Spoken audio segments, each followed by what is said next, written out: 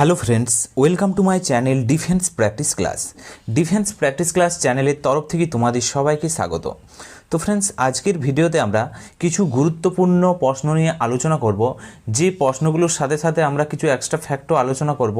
সমস্ত এক্সামের জন্য খুবই গুরুত্বপূর্ণ হতে চলেছে আজকের এই ভিডিওটি। তো ফ্রেন্ডস, ভিডিওটি তোমরা প্রথম থেকে শেষ পর্যন্ত দেখো এবং ভিডিওর শেষে একটি প্রশ্ন রাখবো, সেই প্রশ্নের উত্তরও তোমরা নিচে কমেন্ট করে জানাবে। ওকে, তো চলো শুরু করা যাক আজকের এই ভিডিওর ফার্স্ট প্রশ্ন। তো ফ্রেন্ডস, ফার্স্ট প্রশ্ন হলো মৌসুমী শব্দের ভৌগোলিক অর্থ কী?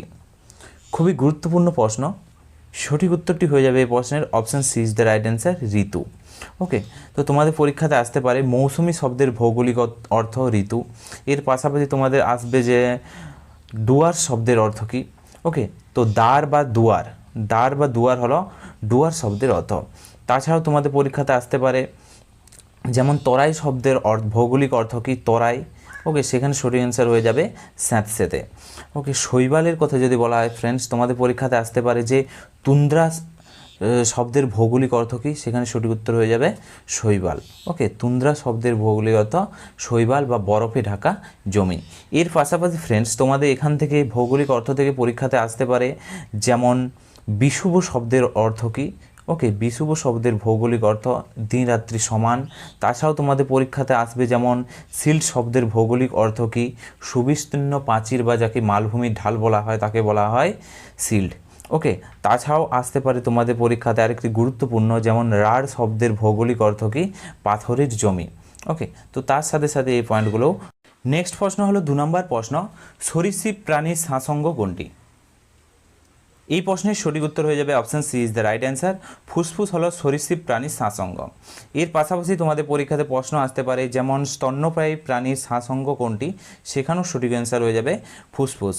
এবং এখান থেকে তোমাদের পরীক্ষাতে প্রশ্ন আসে যেমন ব্যাঙ এবং ব্যাঙাচি, এদের শ্বাসঙ্গ কোনটি? তো ফ্রেন্ডস, ব্যাঙের কথা যদি বলা হয় এদের শ্বাসঙ্গ হলো ফুসফুস এবং ব্যাঙাচির শ্বাসঙ্গ হলো ফুলকা। এবং এখানে আরও প্রশ্ন আসে তোমাদের কেঁচো এবং যোগ, এদের শ্বাসঙ্গ কোনটি? তো কেঁচো এবং যোগ এদের শ্বাসঙ্গ হলো দেহত্বক। ওকে, দেহত্বক বা চামড়া কেঁচোর যোগের শ্বাসঙ্গ। এবং কেঁচোর যে গমন পদ্ধতি তাকে কি বলা হয়, এটাও তোমাদের পরীক্ষাতে প্রশ্ন আসে, ক্রিপিং বলা হয় কেঁচোর গমন পদ্ধতিকে। তো তার সাথে সাথে এই পয়েন্টগুলো মনে রাখবে। নেক্সট প্রশ্ন দেখো, 3 নম্বর প্রশ্ন, সৌরজগতের সবচেয়ে বড় গ্রহ কোনটি? সঠিক উত্তরটি হয়ে যাবে option D is the right answer, বৃহস্পতি হলো সৌরজগতের সবচেয়ে বড় গ্রহ। Option D is the right answer. এর পাশাপাশি ফ্রেন্ডস, তোমাদের পরীক্ষাতে প্রশ্ন আসে শুক্র গ্রহ, পৃথিবীর কাছের গ্রহ কোনটি? শুক্র গ্রহ হলো পৃথিবীর কাছের গ্রহ এবং উজ্জ্বল গ্রহ হলো শুক্র। ওকে, এখান থেকে আরও প্রশ্ন আসে বুধ সম্বন্ধে। তো ফ্রেন্ডস, বুধ হলো সবচেয়ে ছোট্ট গ্রহ এবং সূর্যের কাছের গ্রহ। ওকে, এখানে আরও প্রশ্ন আসে লাল গ্রহ কাকে বলা হয়? মঙ্গলকে বলা হয় লাল গ্রহ এবং পৃথিবীকে বলা হয় নীল গ্রহ। নেক্সট প্রশ্ন দেখো, 4 নম্বর প্রশ্ন, নিম্নলিখিত তরল ধাতুর নাম কি? এখানে সঠিক উত্তরটি হয়ে যাবে option C is the right answer, পারদ হলো তরল ধাতু। Option C is the right answer. এর পাশাপাশি তোমাদের পরীক্ষাতে প্রশ্ন আসতে পারে তরল অধাতুর কথা। তরল অধাতু হলো ব্রোমিন। ওকে, তো ব্রোমিন হলো তরল অধাতু। এর পাশাপাশি তোমাদের পরীক্ষাতে প্রশ্ন আসতে পারে কঠিন অধাতু কোনগুলি? তো কার্বন, আয়োডিন এগুলি হচ্ছে কঠিন অধাতু। ওকে, তো ক্ষার ধাতুর কথা যদি বলা হয় ফ্রেন্ডস, তোমাদের পরীক্ষাতে ক্ষার ধাতু লিথিয়াম, সোডিয়াম, পটাশিয়াম এগুলি বা সিজিয়াম এগুলি হচ্ছে ক্ষার ধাতু। ওকে, এবং মুদ্রা ধাতুর কথা যদি বলা হয় কপার, সিলভার, গোল্ড এগুলি সবই হচ্ছে মুদ্রা ধাতু।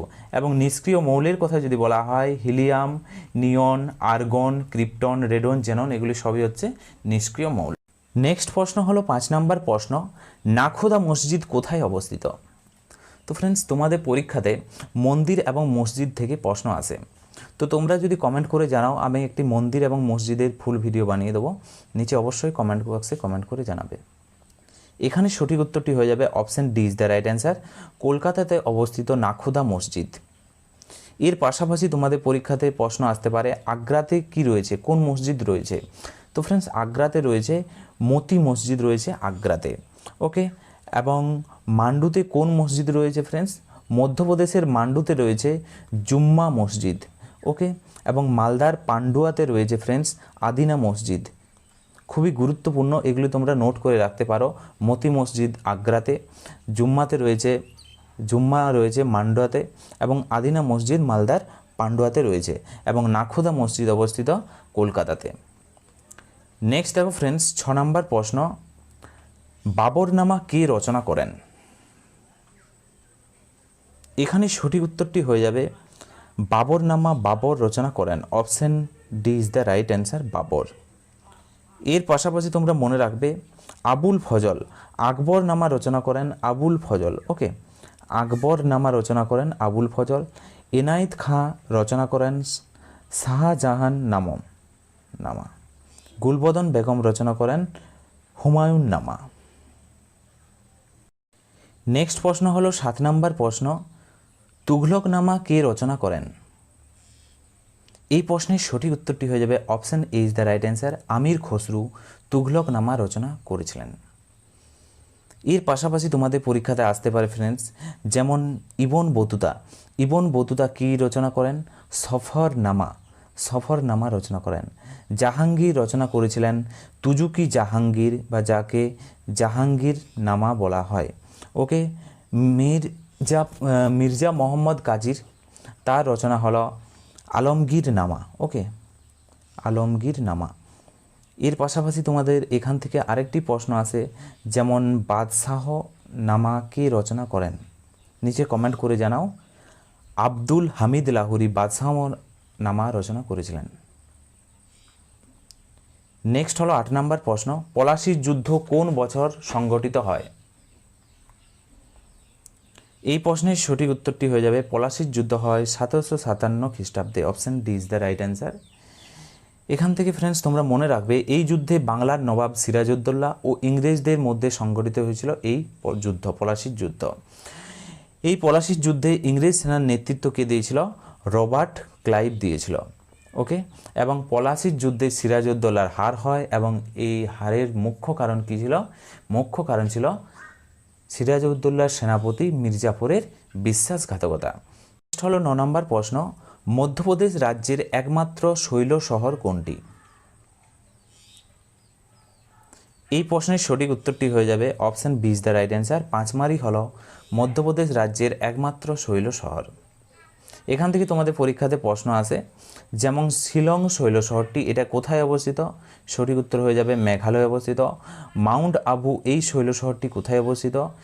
সঠিক উত্তর হয়ে যাবে রাজস্থানে অবস্থিত, ওকে।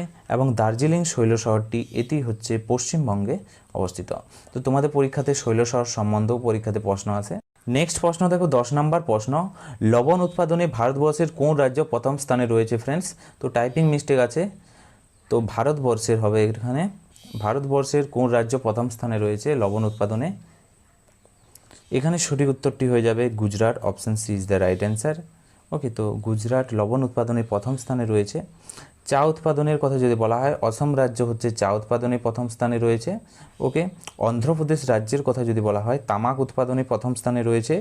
রাজস্থান রয়েছে রূপা উৎপাদনে প্রথম স্থানে। তো তার সাথে সাথে এই পয়েন্টগুলো মনে রাখবে, গুজরাট রাজ্য লবণ উৎপাদনে প্রথম স্থানে রয়েছে, আসাম রাজ্য চা উৎপাদনে, অন্ধ্রপ্রদেশ রাজ্য তামাক উৎপাদনে প্রথম স্থানে, এবং রূপা উৎপাদনে প্রথম স্থানে রয়েছে রাজস্থান। হলো 11 নম্বর প্রশ্ন, সোনালী মাছির দেশ কাকে বলা হয়? সঠিক উত্তরটি হয়ে যাবে অপশান বি, অস্ট্রেলিয়ার সোনালী মাছির দেশ। এর পাশাপাশি ক্যাঙ্গারুর দেশ, ওকে, ক্যাঙ্গারুর দেশ। তাছাড়াও সোনালী পশমের দেশ নামেও পরিচিত। এখান থেকে আরও পরীক্ষাতে প্রশ্ন আসে জাপান। তো ফ্রেন্ডস, জাপানকে বলা হয় উদীয়মান সূর্যের দেশ। উদীয়মান সূর্যের দেশ বলা হয়। নিশীথ সূর্যের দেশের কথা যদি বলা হয় তাহলে হবে নরওয়েকে বলা হয়। ফিনল্যান্ডকে বলা হয় সহস্র হ্রদের দেশ। নেক্সট হলো 12 নম্বর প্রশ্ন, ইংরেজ সেনাবাহিনী কি নামে পরিচিত? সঠিক উত্তরটি হয়ে যাবে option B is the right answer, Tommy Atkins নামে পরিচিত ইংরেজ সেনাবাহিনী। এখান থেকে আরও প্রশ্ন আসে, ইংরেজ সেনাবাহিনী ছাড়াও ইংরেজ নাগরিক কি নামে পরিচিত? জন বুল নামে পরিচিত ইংরেজ নাগরিক। ওকে, জিআইয়ের কথা যদি বলা হয় আমেরিকান যে সৈন্য তাদেরই বলা হয় জিআই, এবং পুলুর কথা যদি বলা হয় ফরাসি সৈন্যকে বলা হয় পুলু। তো তার সাথে সাথে এই পয়েন্টগুলো মনে রাখবে। নেক্সট হচ্ছে 14 নম্বর প্রশ্ন, পৃথিবীর উচ্চতম হ্রদ কোনটি? তো ফ্রেন্ডস, পৃথিবীর উচ্চতম হ্রদ। আরেকটি প্রশ্ন আছে, পৃথিবীর গভীরতম হ্রদ। ওকে, তো উচ্চতম হ্রদের কথা যদি বলা হয় সঠিক উত্তর হয়ে যাবে option B is the right answer. Titicaca হলো পৃথিবীর উচ্চতম হ্রদ। ওকে, এবং পৃথিবীর গভীরতম হ্রদের কথা যদি বলা হয় বৈকাল হ্রদ হলো পৃথিবীর গভীরতম হ্রদ, এবং এটি কোথায় অবস্থিত? সাইবেরিয়াতে অবস্থিত। এবং উচ্চতম হ্রদ এই টিটিকাকা, এটি কোথায় অবস্থিত? তোমাদের পরীক্ষাতে আসতে পারে। উচ্চতম হ্রদ টিটিকাকা, এটি বলিভিয়াতে অবস্থিত। আরেকটি এখান থেকে প্রশ্ন আছে, পৃথিবীর বৃহত্তম নোনা জলের হ্রদ। নোনা জলের হ্রদ, সেখানে সঠিক অ্যান্সার হয়ে যাবে কাস্পিয়ান সাগর। নেক্সট হলো 14 নম্বর প্রশ্ন, ভারত শ্রীলঙ্কাকে কোন উপসাগর বিচ্ছিন্ন করেছে?